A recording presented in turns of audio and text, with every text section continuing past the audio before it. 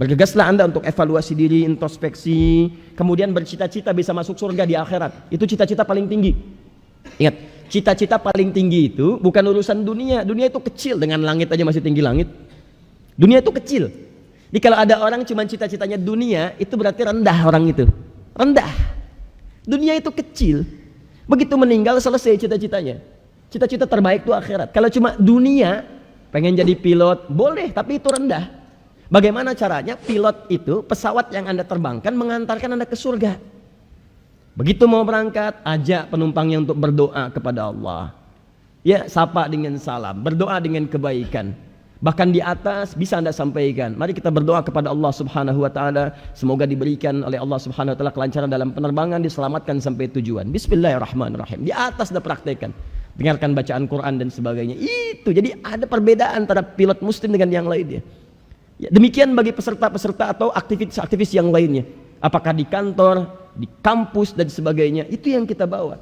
Di cita-citanya akhirat. Anda mau masuk surga yang mana? Bukan cuma surga, itu pun masih rendah. Apakah surganya bersama Nabi? Apakah di taman surga? Seluas langit dan bumi? Atau yang penting masuk surga? Yang penting surga aja deh. Saya nggak muluk-muluk gitu kan?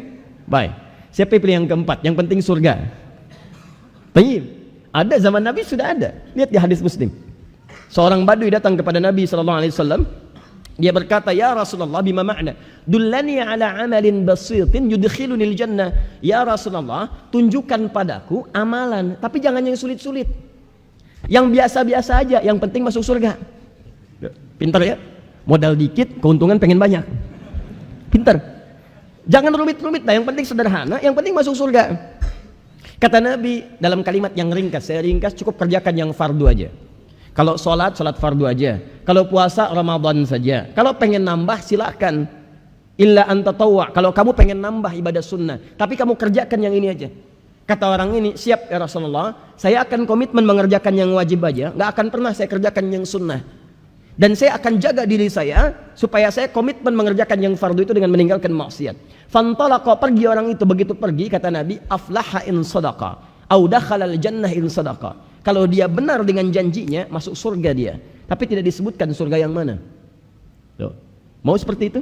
Kalau mau itu pilihan. Cuman konsekuensinya, Anda mesti juga menjaga diri dari maksiat. Sebab rumus maksiat kan begini rumusnya. Anda kerjakan taat, sholat, kemudian bermaksiat. Maka maksiat ini akan mengambil pahala dari yang taat tadi. Ambil.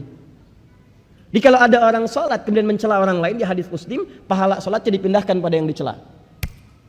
Anda ikut taklim saat bersamaan misalnya membicarakan keburukan orang, maka pahala taklim dipindahkan kepada yang dibicarakan tadi.